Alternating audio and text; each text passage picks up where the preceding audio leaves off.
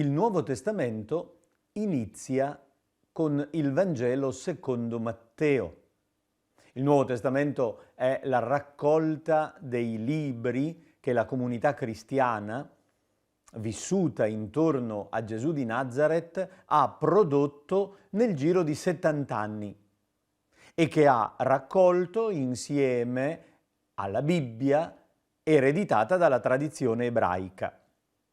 Il primo libro della raccolta neotestamentaria è il Vangelo secondo Matteo, il primo dei 4 Vangeli. Fin dall'antichità il Vangelo di Matteo è stato considerato il primo, il più antico. Probabilmente le informazioni che noi abbiamo dagli antichi padri della Chiesa non riguardavano propriamente il Vangelo di Matteo che abbiamo adesso, ma qualche sua precedente edizione. È probabile, infatti, che la comunità apostolica, nei primi anni dopo la Pasqua di Gesù, datata nell'anno 30, abbia non solo predicato, ma anche cominciato a scrivere qualcosa della predicazione. E nei primi anni deve essere stato prodotto una specie di Vangelo primitivo, fondamentale, primario, con il canovaccio base della predicazione degli apostoli a Gerusalemme, i quali annunciavano al popolo di Israele la persona di Gesù riconosciuta come il Messia di Israele e di tutte le genti. Da questo schema primordiale derivano gli altri Vangeli che chiamiamo sinottici, Matteo, Marco e Luca. Probabilmente questo primo testo scritto in lingua semitica fu proprio elaborato da Matteo, il pubblicano, uno che cioè si era venduto ai romani per essere esattore delle tasse. Ma incontrò Gesù, cambiò completamente vita e dopo la risurrezione del Maestro, Levi, detto Matteo, probabilmente fu l'estensore materiale di questo primo testo che gli apostoli produssero per avere un documento ufficiale della loro predicazione su Gesù. Questo testo fu portato in missione. È probabile che Barnaba, quando venne inviato ad Antiochia negli anni 40 a verificare la nascita di una comunità ellenista in quella grande città, abbia portato con sé il Vangelo dei 12. E ad Antiochia ne venne fatta una prima versione in greco, con delle aggiunte e degli adattamenti. È probabile che questo testo, portato ad Antiochia, sia stato conosciuto come il Vangelo secondo Matteo, perché era appunto Matteo che l'aveva steso. Ad Antiochia nacque una vivace comunità cristiana che negli anni continuò a elaborare questo testo primordiale. E verso gli anni 80, cioè 40 anni dopo l'arrivo del testo ad Antiochia, una comunità di scribi cristiani, che chiamiamo convenzionalmente la scuola di San Matteo, fece l'edizione definitiva del Vangelo che adesso noi abbiamo fra le mani e che vogliamo prendere in considerazione cercando di conoscerlo meglio. Ma partiamo dalla fine. Non cominciamo dalla prima pagina ma dall'ultima, perché spesso capita che un'opera letteraria si capisca meglio alla luce della fine. Capita anche nella vita. La fine illumina il senso di tutto il resto.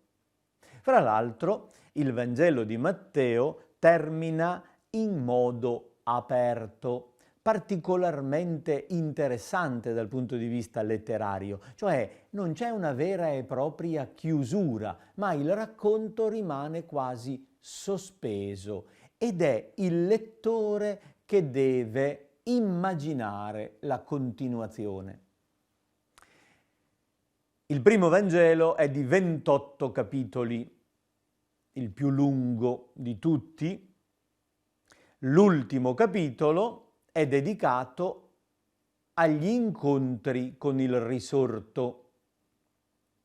Dopo l'episodio comune anche agli altri evangelisti della visita delle donne al sepolcro vuoto il mattino di Pasqua, Matteo narra l'incontro del risorto con le donne, che diventano missionarie verso gli apostoli. Poi narra il caso dei soldati corrotti dal Sinedrio perché mentano sulla situazione della tomba trovata vuota. Infine presenta un episodio altamente simbolico e determinante per la sua teologia. Leggiamo a partire dal versetto 16. Gli 11 discepoli, intanto, andarono in Galilea, sul monte che Gesù aveva loro indicato. I discepoli non sono più 12, sono rimasti 11. È un indizio di incompletezza.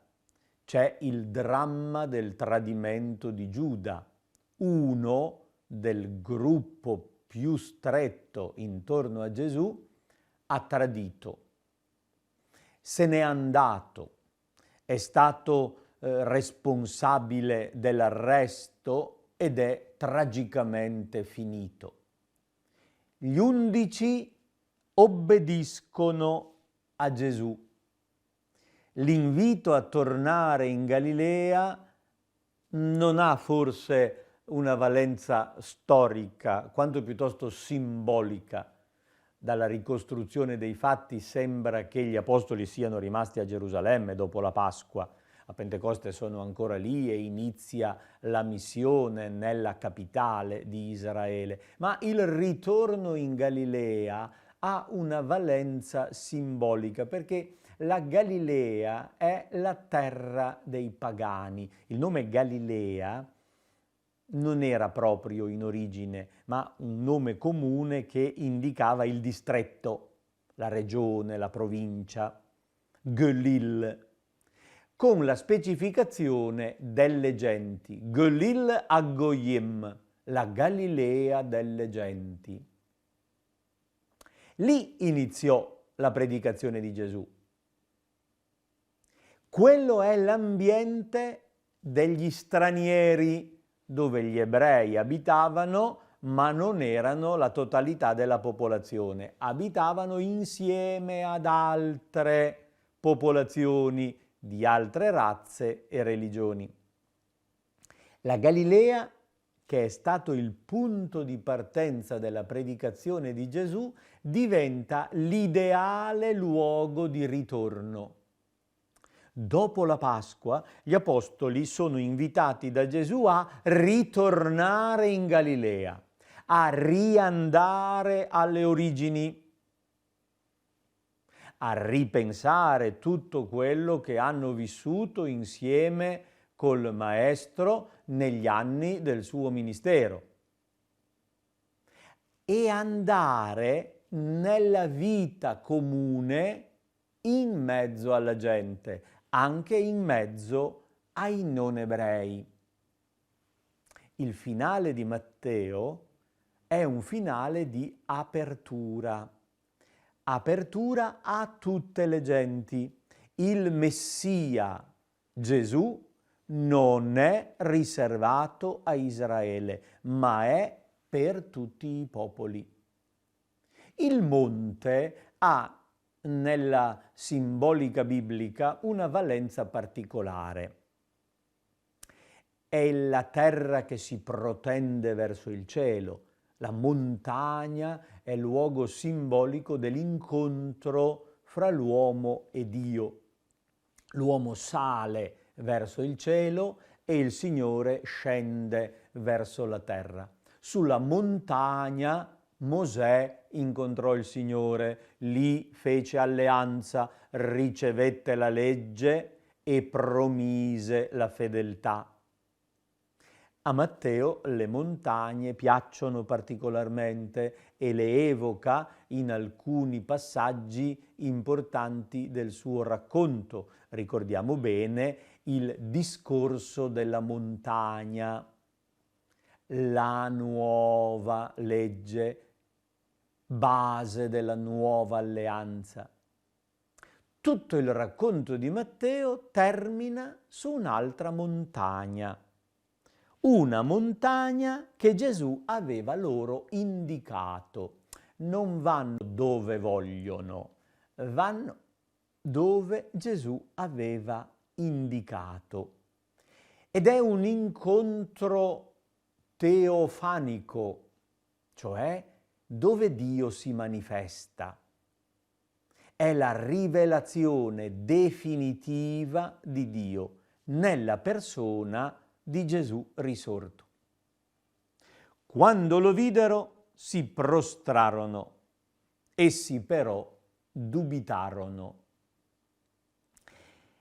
L'Evangelista tiene insieme due aspetti, da una parte la fede, dall'altra l'esitazione. Sono rimasti in 11, sono un collegio imperfetto, si prostrano in adorazione davanti a Gesù, tuttavia nel cuore hanno ancora delle incertezze e dei dubbi. Gesù si avvicinò.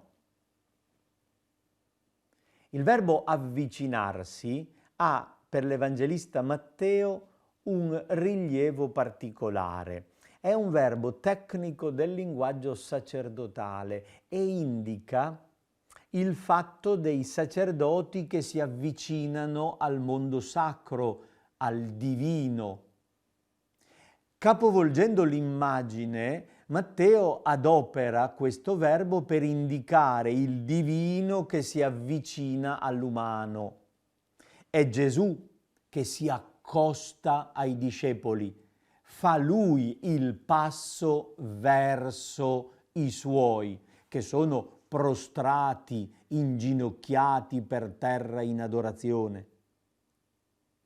Gesù si avvicinò e disse loro: a me è stato dato ogni potere in cielo e sulla terra. Andate dunque e fate discepoli tutti i popoli, battezzandoli nel nome del Padre e del Figlio e dello Spirito Santo, insegnando loro a osservare tutto ciò che vi ho comandato. Ed ecco, io sono con voi tutti i giorni, fino alla fine del mondo. Chiuse virgolette, punto, fine del testo. Ma non fine dell'episodio. Abbiamo lasciato i discepoli sul monte, inginocchiati davanti al Signore risorto. Dopo aver detto queste parole, che cosa è successo? Gli hanno parlato, si sono mossi, che cosa hanno fatto? E Gesù dove è andato? L'Evangelista Matteo non dice nulla di questo. Finisce con un episodio significativo sulla montagna. Il Signore risorto dà ai discepoli una indicazione operativa ed è la magna carta della comunità cristiana di Matteo. Rileggiamo queste parole perché sono importanti. Anzitutto Gesù fa una affermazione in cui descrive la propria persona e l'autorità che gli è stata data. A me è stato dato ogni potere, tutta la exousia, la potestas divina è stata affidata a Gesù, in cielo e in terra. Espressione polare che con due elementi contrapposti intende indicare tutto. Il risorto è stato intronizzato e ha ricevuto il potere cosmico. L'umiliato è stato glorificato. Colui che hanno buttato via è stato esaltato da Dio. C'è un passivo che tecnicamente si chiama passivo divino. A me è stato dato. Da chi? Esplicitamente non viene detto, ma è chiaro, da Dio. È un modo tipicamente semitico per evitare il nome di Dio. Noi potremmo rendere: Dio mi ha dato tutto il potere sull'universo. Di conseguenza, andando, fate discepoli. Dobbiamo fare attenzione all'importanza di quel dunque, che crea un nesso di relazione e di conseguenza. Dato che io ho ricevuto tutto il potere, voi, miei discepoli, fate discepoli. Andate, sebbene sia tradotto con un imperativo, nell'originale è un participio. Noi lo rendiamo meglio con un gerundio. Andando, fate discepoli. L'imperativo riguarda l'impegno di addiscepolare. Non esiste in italiano questo verbo, è un po' una forzatura del linguaggio, perché nell'originale greco c'è il verbo che ha la stessa radice del vocabolo discepolo, in forma causativa. La precedente traduzione diceva ammaestrate. Non andava bene, perché in italiano il verbo ammaestrare si adopera soprattutto per gli animali e soprattutto perché contiene l'idea del maestro, mentre nell'originale c'è l'idea del discepolo. I seguaci di Gesù non diventano maestri, ma continuano a essere discepoli che fanno sì che altre persone diventino discepoli. Destinatari di questo comando di Gesù sono i discepoli e l'obiettivo è che tutti gli uomini di tutto il mondo diventino discepoli, cioè imparino. Il discepolo è colui che impara. Di conseguenza, mentre andate cammin facendo lungo tutta la vostra vita, fate sì che tutti i popoli diventino discepoli. Ecco l'apertura universale. Panta ta etne. Tutte le razze del mondo. È una apertura etnica, mentre Israele è un unico etnos e si considera isolato, qui c'è l'apertura a tutte le etnie dell'universo. Tutte queste razze umane sono chiamate a diventare discepoli dell'unico Maestro, il Signore risorto, che ha tutto il potere in cielo e in terra. Come fare discepoli? Due modi: battezzando e insegnando. Il primo verbo richiama la dimensione sacramentale, l'opera liturgica della Chiesa che attraverso i sacramenti comunica la grazia del Signore risorto. E troviamo qui la formula che ancora noi oggi adoperiamo nel battesimo, nel nome del Padre e del Figlio e dello Spirito Santo. È una formula trinitaria perfetta che abbiamo preso proprio da questo finale di Matteo per fare il segno della croce, per celebrare il battesimo, per dare le benedizioni. Battezzare vuol dire immergere. Immergendo sacramentalmente tutti i popoli nella relazione che c'è fra il Padre, il Figlio e lo Spirito, facendoli entrare, cioè, in comunione di vita con le persone divine, così come si sono manifestate nella vita di Gesù. Battezzando e insegnando. C'è un'opera didascalica di tipo formativo, educativo. Non basta celebrare il sacramento, è necessario introdurre la conoscenza. E che cosa devono insegnare? A osservare, a conservare, a custodire tutto ciò che Gesù ha comandato. Notiamo l'insistenza sulla totalità. In questi pochi versetti diverse volte ritorna l'aggettivo tutto. Mi è stato dato tutto il potere. Fate discepoli tutti i popoli. Insegnate a osservare tutto quello che vi ho comandato. Io sono con voi tutti i giorni. La comunità dei discepoli trasmette tutto quello che Gesù ha insegnato. Non solo lo trasmette, ma lo custodisce e insegna a custodirlo, a conservarlo. L'ultima parola è una promessa, è una affermazione di identità. Io sono con voi.